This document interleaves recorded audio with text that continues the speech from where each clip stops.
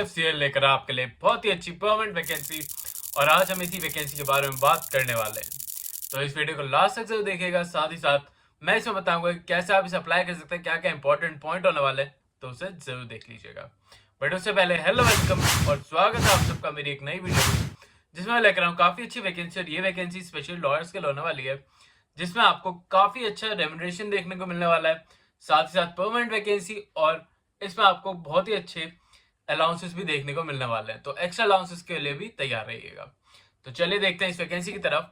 अगर हम बात करें इस वैकेंसी की, तो इसमें सबसे पहले आपको इंपॉर्टेंट डेट्स देखने को मिल रही हैं। तो ये आपकी स्टार्ट हुई थी 8 मार्च 2025 को, और 1 अप्रैल को ये खत्म हो जाएगी। तो उससे पहले पहले आपको इस वैकेंसी को भर देना होगा। और अगर अभी तक आपने बेल आइकन प्रेस आउट नहीं करा है, तो अभी अभी प्रेस आउट कर लीजिए, सो दैट आप अपडेटेड वीडियो टाइमली बेसिस पे देख पाए। और जैसे कि आप देख सकते हैं, इसकी डेट भी बहुत ही नियरेस्ट है, तो ऐसी वैकेंसीज भी आप मिस आउट ना कर दें, उसके लिए बेल आइकन प्रेस करना बहुत जरूरी है। तो अभी अभी उसे भी प्रेस आउट कर लीजिए। साथ ही साथ आपके कट ऑफ जो भी आपकी डेट है रिगार्डिंग एज लिमिट, या फिर आपको कोई भी अपना चेंजेस करवाना है, तो वो 31 से पहले पहले आपको करा देने होंगे। अगर हम बात करें इसके टेस्ट के बारे में, ऑनलाइन एग्जामिनेशन आपकी अप्रैल या मई में होने वाली है। आपका जो भी शेड्यूल्ड इंटरव्यू मई और जून में होगा। साथ ही साथ आपका फाइनल रिजल्ट मई और जून में ही आ जाएगा। अब जैसे कि आपको यहाँ से ये एक हिंट मिल गया होगा कि इसके 2 एग्जाम होने वाले हैं। एक होने वाला आपका रिटन एग्जाम, जो कि ऑनलाइन एग्जाम होगा आपका। सेकेंड होगा आपका इंटरव्यू। तो ये दोनों चीजें अगर आप क्रैक कर लेते हैं, तो आप इस वैकेंसी को बिल्कुल अच्छे से अप्लाई कर पाएंगे और इसका एक पार्ट बन जाएंगे। चलिए आगे बढ़ते हैं और देखते हैं इसमें कितनी वैकेंसीज निकले। तो आप देख सकते हैं मैनेजर लेवल पे करीबन 6 वैकेंसीज निकाली गई हैं, जिसमें से जनरल के लिए 4 वैकेंसीज, ST कैंडिडेट्स के लिए 1 वैकेंसी, EWS कैंडिडेट के लिए 1 वैकेंसी निकाली गई है। तो इसमें SC और OBC कैंडिडेट्स के लिए कोई वैकेंसी नहीं निकाली गई है। बट इसका मतलब ये नहीं है कि वो इसे अप्लाई नहीं कर सकते, वो भी इसे अप्लाई कर सकते हैं और इसका एक पार्ट बन सकता है। तो इस बात का ध्यान जरूर रखिएगा कि अगर आप इसे SC और या फिर OBC कैंडिडेट इसको अप्लाई कर रहे हैं, तो उन्हें इसे जर्नल बेसिस पे ही अप्लाई करना होगा और उन्हें सारे क्राइटेरिया जर्नल वाले ही फॉलो करने होंगे। तो इन बातों का ध्यान जरूर रखिएगा इस वैकेंसी को भरते हुए। अब हम आगे चलते हुए इसकी रेम्युनरेशन के बारे में पहले बात कर लेते हैं कि इसकी रेम्युनरेशन कितनी होने वाली है। तो जैसे कि मैंने आपको बताया था कि एक मैनेजर लेवल की काफी हाई लेवल वैकेंसी होने वाली है। तो इसकी रेम्युनरेशन आपकी 55,200 रुपीज से लेके आपकी 99,750 रुपीज, ऑलमोस्ट आपकी 1 लाख रुपीज आपकी रेम्युनरेशन होने वाली है। और साथ ही साथ इसमें आपको और भी एक्स्ट्रा अलाउंसेस भी प्रोवाइड होंगे इसके बाद। तो इसमें आपकी जो भी आपकी रेम्युनरेशन इन टोटल अगर कैलकुलेट करी जाए, तो वो 1,20,000 तक हो सकती है। तो इन बातों का ध्यान भी जरूर रखिएगा कि इसकी रेम्युनरेशन काफी अच्छी होने वाली है। और ऐसी वैकेंसीज के लिए अगर आपको कोई भी अपडेट चाहिए हो, तो इस चैनल को सब्सक्राइब कर लीजिएगा। अब हम बात करें आपकी इंक्रीमेंट की या फिर प्रोबेशन पीरियड की, तो आपका प्रोबेशन पीरियड 4 इयर्स का होने वाला है। साथ ही साथ आपकी इंक्रीमेंट साइकिल भी 1 ईयर की होने वाली है। तो यह आपको काफी इंपॉर्टेंट इन्फॉर्मेशन है जो मैंने आपको बता दी गई है। अब हम बात करेंगे कि इसमें आपको क्या आपके एक्स्ट्रा अलाउंसेस, एज लिमिट, और इसमें आपको क्या क्या क्राइटेरिया फुलफिल करने होंगे इस वैकेंसी को फॉलो करने के लिए। बट उससे पहले मैं एक अपडेट देना चाहूंगा कि अभी तक अगर आपने इस चैनल को सब्सक्राइब नहीं करा, तो अभी कभी सब्सक्राइब कर लीजिए। साथ ही साथ बेल आइकन प्रेस आउट नहीं करा है, तो बेल आइकन भी प्रेस आउट कर लीजिएगा, सो दैट आप अपडेटेड वीडियो टाइमली बेसिस पे देख पाए। और इस वीडियो को लाइक जरूर कर दीजिएगा, क्योंकि अगर आप एक लाइक करते हैं, तो वी गॉट अ मोटिवेशन और हम आपके लिए और भी अच्छी अच्छी वीडियोस लेकर आते रहते हैं। जैसे कि आपको पता होगा कि हम 100 डेज चैलेंज कर रहे हैं, और मैं 100 डेज तक आपके रेगुलर बेसिस पे नई नई वीडियोस और नई नई वैकेंसीज ढूंढ के लाता रहता हूँ। तो उसको सपोर्ट करने के लिए एक लाइक तो बनता है, तो अभी कभी लाइक भी कर दीजिएगा। चलिए बढ़ते हैं और देखते हैं इसकी एज लिमिट क्या रखी गई है। तो आपकी एज लिमिट रखी गई है 40 ईयर्स की। तो 31 जनवरी 2025 से पहले अगर आपकी एज 40 ईयर्स की थी, तो आप इस वैकेंसी के लिए बिल्कुल एलिजिबल हैं और इसको भर सकते हैं। साथ ही साथ यहाँ पे आपको कुछ एज आपको रिलैक्सेशन भी प्रोवाइड कराई गई हैं, उनके बारे में बात कर लेते हैं। तो SC ST कैंडिडेट्स के लिए 5 इयर्स की एज रिलैक्सेशन प्रोवाइड कराई गई है। OBC कैंडिडेट्स के लिए 3 इयर्स की। अगर पर्सन विद डिसेबल्ड पर्सन है कोई, तो उन्हें 10 इयर्स का। PWD कैंडिडेट्स जो OBC कैंडिडेट भी हैं, उन्हें 13 इयर्स। और SC ST कैंडिडेट है अगर कोई PW कैंडिडेट, तो उसको 15 इयर्स का एज रिलैक्सेशन प्रोवाइड कराया गया है।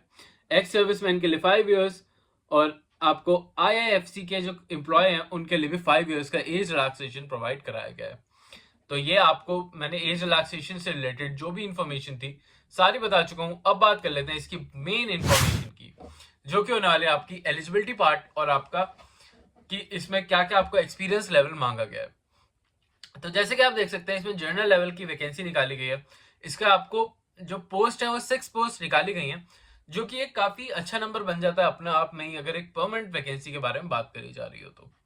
अब इसमें एलिजिबिलिटी की बात कर लेते हैं। तो यहाँ पे आपको अगर कोई भी आपके पास डिग्री है या डिप्लोमा इन एनी डिसिप्लिनरी, या फिर आपने लॉ कर रखी है जिसमें LLB BLLB, या फिर आपने CA कर रखी है, CS कर रखी है, या आपने कोई CMA ICWA कर रखा है, या फिर बीटेक कर रखी है, BE कर रखी है, तो आप इस वैकेंसी के लिए बिल्कुल एलिजिबल हो जाते हैं। बट क्योंकि हम इसमें सिर्फ लॉयर्स के बारे में बात करेंगे, तो अगर आप एक लॉयर है जिसने LLB या BLLB करी हुई है तो आप इस वैकेंसी को भी भर सकते हैं और इसका एक पार्ट बन पाएंगे। आपको मिनिमम एक्सपीरियंस के बारे में बात करें तो यहाँ पे आपको 2 इयर्स का रिलेटेड एक्सपीरियंस चाहिए होगा, जिसमें आपको बैंकिंग सेक्टर, जो बेसिकली बैंकिंग और फाइनेंशियल सेक्टर या PSU है, उससे आपको 2 इयर्स का एक्सपीरियंस होना जरूरी है मिनिमम, तभी आप इस वैकेंसी को भर पाएंगे। इसका यही क्राइटेरिया आपको दे रखा है। साथ ही साथ यहाँ पे आपको ओवरऑल 7 इयर्स का टोटल एक्सपीरियंस चाहिए होगा।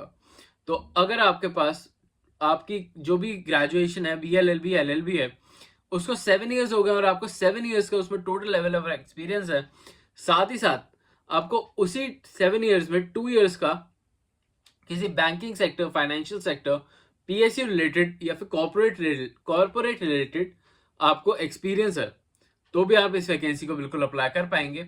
तो ये कॉर्पोरेट रिलेटेड अगर आपके पास एक्सपीरियंस है तो आप इसके लिए बिल्कुल जाइएगा, क्योंकि ये एक ऐसी वैकेंसी है जो कि आपको बिल्कुल परमानेंट वैकेंसी दे रही है, साथ ही साथ आपको एक्स्ट्रा अलाउंसेस भी प्रोवाइड हो रहे हैं और आपको काफी अच्छी रेम्युनरेशन भी देखने को मिलने वाली है। अगर हम एरिया ऑफ एक्सपीरियंस की बात करें, जो कि आपको प्रेफरेंशियल इन्होंने बताया गया, तो अगर आपके पास किसी भी बैंकिंग या फाइनेंशियल इंस्टीट्यूशन से रिलेटेड एक्सपीरियंस है तो आप इनके लिए प्रेफरेंस कैंडिडेट बन जाएंगे और आपको प्रेफरेंस दी जाएगी इनके सिलेक्शन प्रोसेस में। अब सिलेक्शन प्रोसेस के बारे में बात चली है तो उसके बारे में मैं आपको इन्फॉर्मेशन दे देता हूँ। तो ऑनलाइन इसके सिलेक्शन प्रोसेस के 2 स्टेप होने वाले हैं, जैसे कि मैं आपको पहले ही बताया था वीडियो की स्टार्टिंग में कि एक होगा आपका ऑनलाइन एग्जामिनेशन, एक होगा आपका इंटरव्यू। तो ऑनलाइन एग्जामिनेशन आपका 200 मार्क्स का होने वाला है, जिसमें आपका फर्स्ट जो सेक्शन होगा वो होगा रीजनिंग का, क्वांटिटेटिव एप्टीट्यूड का, इंग्लिश लैंग्वेज का और करंट अफेयर्स का। और यही आपको यहाँ पे दे रखा है, जिसमें आपको ऑब्जेक्टिव बेस्ड क्वेश्चंस होंगे और इसमें 100 मार्क्स का आपको, और इसमें आपको 60 मिनट्स दिए जाएंगे। और अब बात कर लेते हैं सेकंड टेस्ट के बारे में, जो कि आपका सेम डे पे ही होगा, जो कि कंटिन्यू टेस्ट चल रहे हैं। तो उसमें होगा आपका कॉर्पोरेट बैंकिंग टेन्योर का, आपका journal management, risk management, corporate governance, banking sector या फिर अकाउंटिंग, टेक्स्ट और Indian economy, financial banking systems, ऐसे रिलेटेड आपके जो भी एग्जाम कंडक्ट कराया जाएगा। और टेस्ट 1 और टेस्ट 2 के जो भी रिजल्ट्स आएंगे उसको 200 में से कंसिडर करा जाएगा। तो इस बात का ध्यान भी जरूर रखिएगा कि आप ये दोनों एग्जाम्स के लिए काफी अच्छी प्रिपरेशन स्टार्ट कर दें। इसमें आपका जो भी सिलेक्शन प्रोसेस होने वाला है वो 1/4 का होने वाला है। तो हर 4 कैंडिडेट्स में से एक कैंडिडेट को सिलेक्ट करा जाएगा फॉर द नेक्स्ट स्टेप। तो इसका जो भी आपको डिफिकल्टी लेवल है वो काफी अच्छा देखने को मिलने वाला है। तो अगर आप ये वैकेंसी के लिए जा रहे हैं तो अभी से अपनी प्रिपरेशन स्टार्ट आउट कर दीजिएगा। अब हम बात करते हैं इंटरव्यू प्रोसेस के बारे में। तो इंटरव्यू प्रोसेस में आपको, अगर आप इसके लिए सिलेक्ट हो जाते हैं, आप एग्जाम क्लियर कर देते हैं, तो आपको इंटरव्यू के लिए अप्रोच किया जाएगा। तो अपने फॉर्म को अच्छे से भरिएगा, उसमें अपनी ईमेल आईडी, फोन नंबर और एड्रेस को अच्छे से भरिएगा, तभी आपको कांटेक्ट करा जाएगा फॉर द इंटरव्यू। और इंटरव्यू के लिए आपको दिए जाएंगे 100 मार्क्स। 100 मार्क्स में से अगर आप अच्छा मार्क्स अचीव कर लेते हैं, जैसे कि 40/60 का इसमें रेशियो दे रखा है, तो आप इस वैकेंसी को बिल्कुल अच्छे से अप्रूव कर लेंगे और अचीव कर लेंगे इनकी वैकेंसी को। साथ ही साथ यहाँ पे आपको जो भी इंटरव्यू में आपको क्वेश्चंस पूछे जाएंगे वो आपके प्रोफेशनल लेवल बेसिस पे होंगे। तो अगर कोई लॉयर जा रहा है तो उससे लॉ रिलेटेड क्वेश्चंस ही पूछे जाएंगे। तो इन बातों का ध्यान भी जरूर रखिएगा। और जर्नल नॉलेज के कुछ क्वेश्चंस भी पूछे जा सकते हैं, तो उनके लिए प्रिपरेशन आप कर लीजिएगा। अब यहाँ पे ऑनलाइन एग्जामिनेशन के लिए यहाँ पे सेंटर्स की आपको लोकेशंस बता रखी हैं, जिसमें दिल्ली, पुणे, आपका रायपुर, रांची और लखनऊ, आपका बैंगलोर, भोपाल और काफ़ी सारे आपको और भी सेंटर्स दे रखे हैं। तो आप इनमें से सेंटर सिलेक्ट कर लीजिएगा और जो भी आपका नियरेस्ट सेंटर हो वो आप अपना फर्स्ट सेंटर जरूर रखिएगा। और उसके बाद जो भी आप सेकेंड या थर्ड सेंटर चूज करते हैं उसमें से बहुत कम ही चांसेस होते हैं कि आपको सेंटर दिया जाए। तो फर्स्ट सेंटर आप अपना नियरेस्ट ही चुनिएगा। अब अगर आपको इसमें और भी कोई डाउट होता है तो आप मुझे कमेंट से पूछ सकते हैं। अब मैं आपको बताता हूँ कि आप इसे कैसे अप्लाई करेंगे। तो आप इनकी ऑफिशियल वेबसाइट पर जा सकते हैं या फिर मैंने आपको लिंक डिस्क्रिप्शन में दे दिया है, जहां पे जाके आप इसे डायरेक्टली बेसिस पे भर देंगे। साथ ही साथ आपको अपनी फोटोग्राफ और सिग्नेचर और जो भी आप इसमें डॉक्यूमेंट्स लगाएंगे वो आपको हैंड रिटन आपको उसमें सेल्फ अटेस्ट करने होंगे। तो सेल्फ अटेस्ट करे बिना कोई भी डॉक्यूमेंट मत लगाइएगा, अदरवाइज आपका जो भी फॉर्म है वो इमीडिएट बेसिस पे कैंसिल आउट कर दिया जाएगा। इसके ऑनलाइन बेसिस के जो भी फॉर्म्स हैं वो आपको 1 अप्रैल से पहले पहले भर देना है, जिसकी डेट मैं आपको पहले ही बता चुका हूँ। साथ ही साथ आपको सेव एंड नेक्स्ट करते करते यहाँ पे जो भी डिटेल्स लिखे हैं मैं आपको पढ़ के बता दूंगा।